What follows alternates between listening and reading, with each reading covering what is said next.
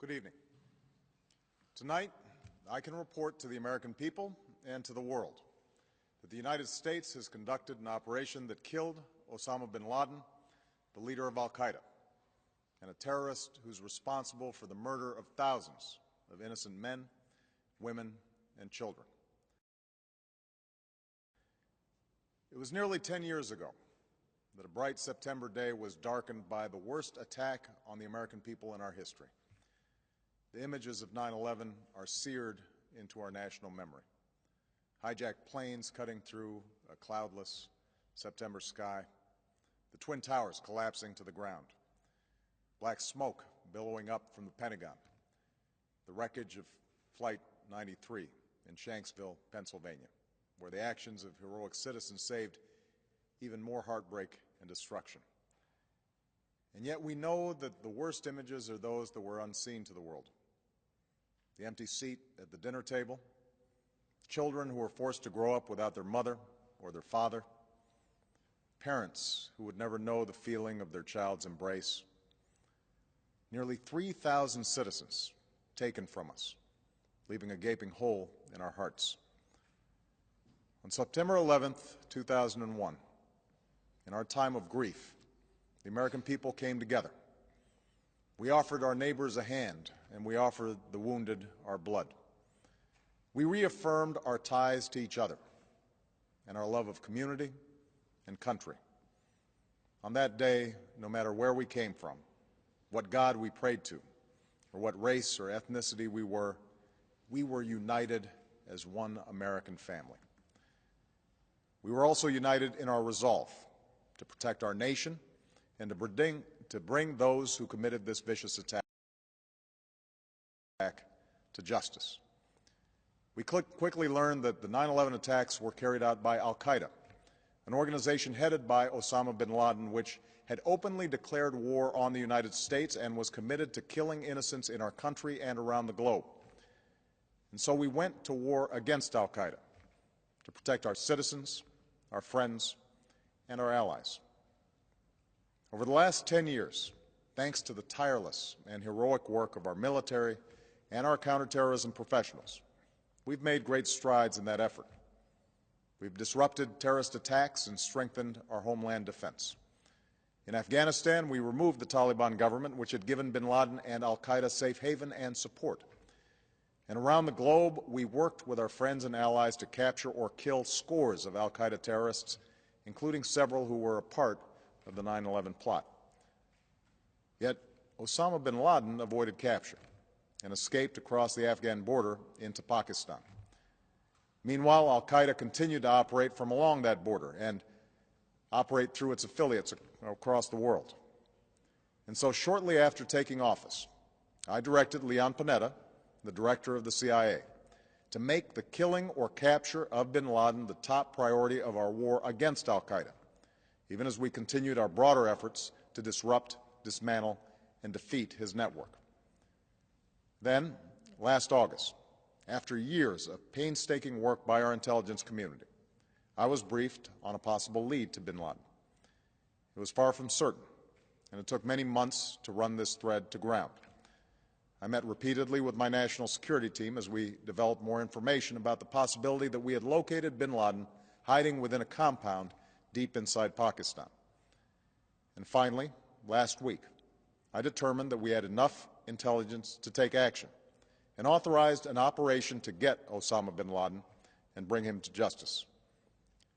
Today, at my direction, the United States launched a targeted operation against that compound in Abbottabad, Pakistan. A small team of Americans carried out the operation with extraordinary courage and capability. No Americans were harmed.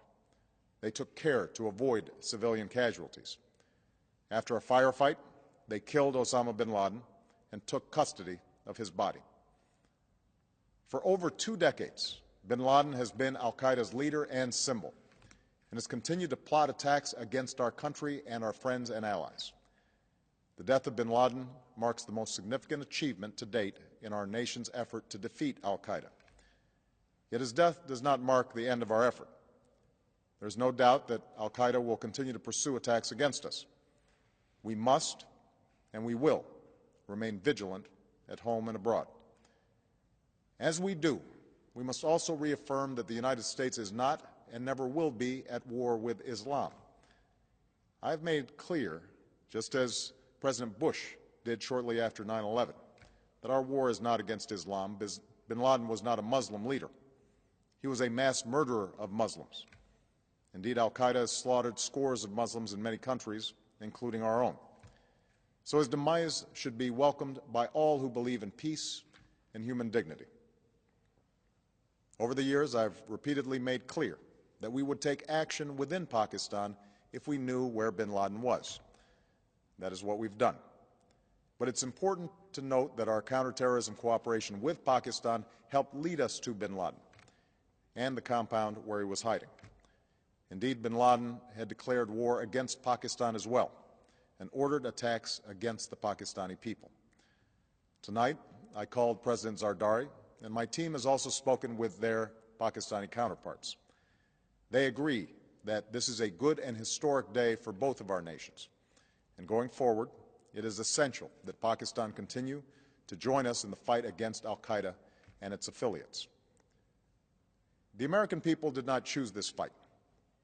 It came to our shores and started with the senseless slaughter of our citizens.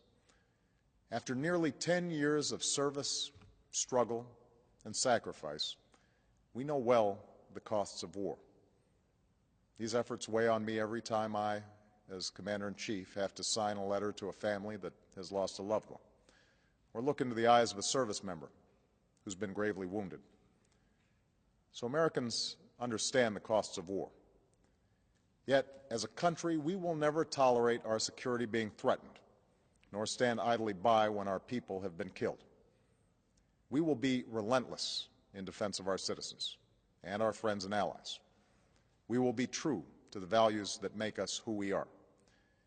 And on nights like this one, we can say to those families who have lost loved ones to al-Qaeda's terror, justice has been done. Tonight, we give thanks to the countless intelligence and counterterrorism professionals who've worked tirelessly to achieve this outcome. The American people do not see their work nor know their names, but tonight they feel the satisfaction of their work and the result of their pursuit of justice. We give thanks for the men who carried out this operation, for they exemplify the professionalism, patriotism, and unparalleled courage of those who serve our country. And they are part of a generation that has borne the heaviest share of the burden since that September day. Finally, let me say to the families who lost loved ones on 9/11 that we have never forgotten your loss, nor wavered in our commitment to see that we do whatever it takes to prevent another attack on our shores. And tonight, let us think back to the sense of unity that prevailed on 9/11.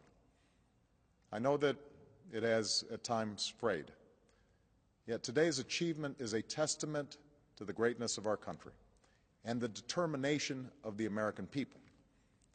The cause of securing our country is not complete, but tonight we are once again reminded that America can do whatever we set our mind to. That is the story of our history. Whether it's the pursuit of prosperity for our people or the struggle for equality for all our citizens, our commitment to stand up for our values abroad, and our sacrifices to make the world a safer place. Let us remember that we can do these things not just because of wealth or power, but because of who we are. One nation, under God, indivisible, with liberty and justice for all. Thank you. May God bless you, and may God bless the United States of America.